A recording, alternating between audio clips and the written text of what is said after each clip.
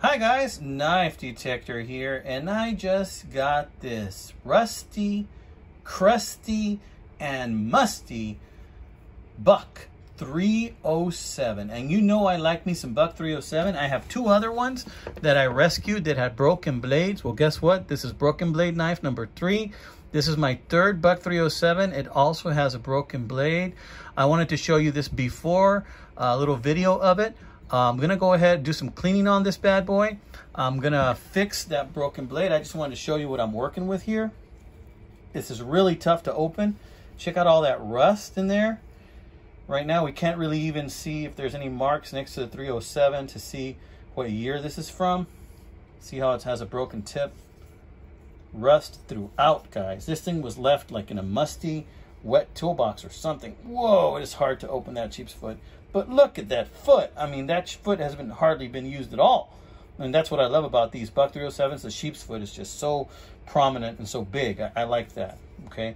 And then, of course, we have the spay blade, which, oh, there it is. Again, very little use on that spay blade, guys. Got a little bit of use, not much. Look at how dirty it is on the inside. Let's open it all the way. Oh, man, that's tough for you to get a good look at it and how dirty it is.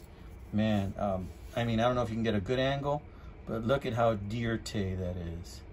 Now, you have seen me clean some knives before, so this is not a video about cleaning. This is just a little before and after. And I'm not going to get this pristine because I don't do that. This is never going to be a beauty queen anymore. This is just going to be a work knife. It's going to be a user knife. It's going to be something that I can use. But look how big this thing is with all the blades open. I mean, 1, 2, 3, 4, 5, 6, 7, 8, 9, like 10 and a half, 11 and a half, 12 inches with all the blades. This is a heavy knife too. These Buck 307s were really made to last. And the fact that I do find some with a broken blade, and it's always the main blade that I find broken, is interesting because, you know, these are great knives. But maybe people just use them so much that they get carried away and they want to use it as a screwdriver too. Anyway, so let's see what it looks like after I'm done cleaning it. And then with the magic of YouTube, wah, wah, wah.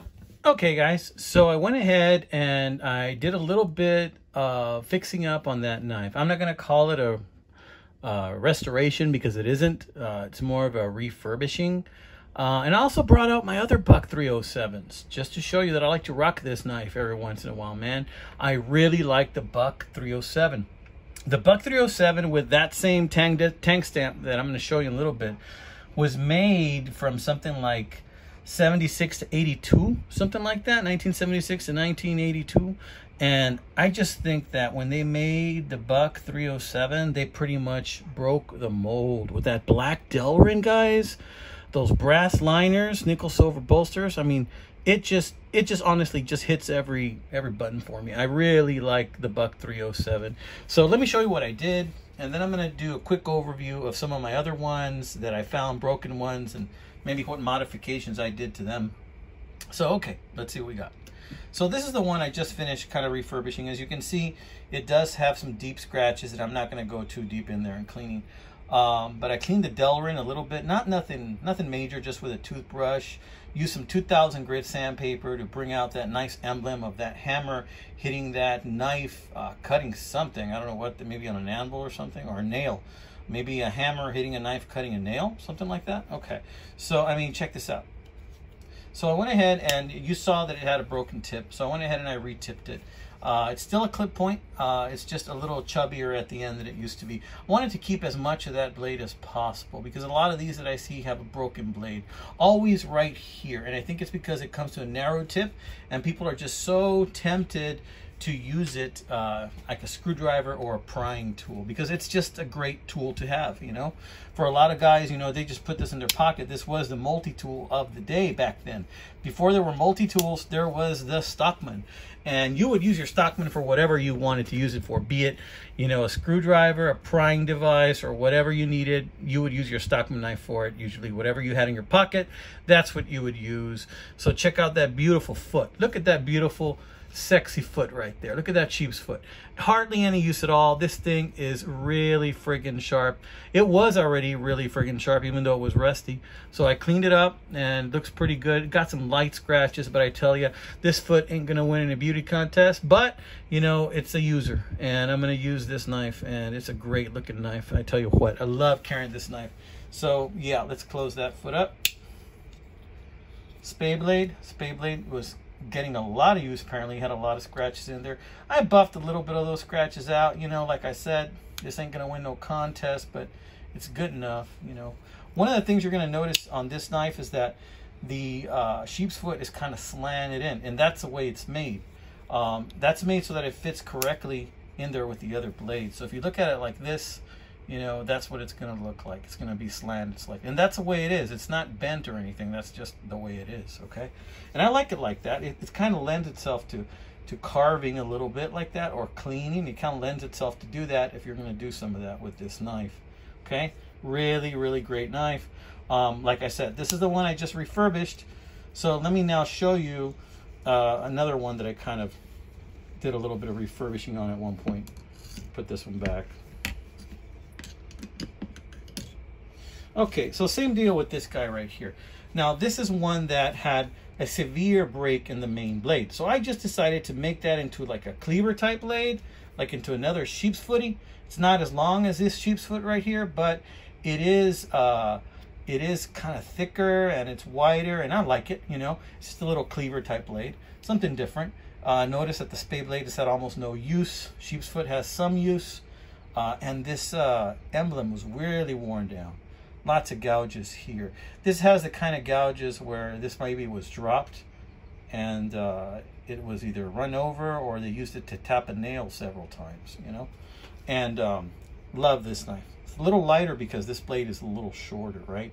But it has the same tank step, and this is from, like, if I remember correctly, from like 76 to 82, or I'm sorry, 72 to 86 or something like that. So here's another example. Again, not a pristine example, but here's another example of one of these Buck 307s.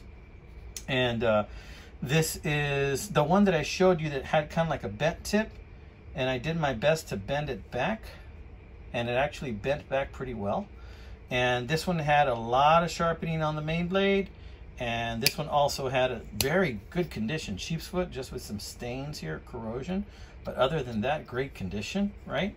And then of course, very little use on the sheep's foot. Usually when I get a Stockman that's used, the sheep's foot has very little use, and that's razor, guys, razor. The nickel silver bolsters just look really good on this one. So yeah, those are my 3 Buck 307s. I really love this model knife. I can't get enough of it. And I'm always on the lookout for it, because this is one of those things that I think that the quality that was around back then, the quality that was around in the 70s and 80s as far as pocket knives, you know, that may not come back again, you know.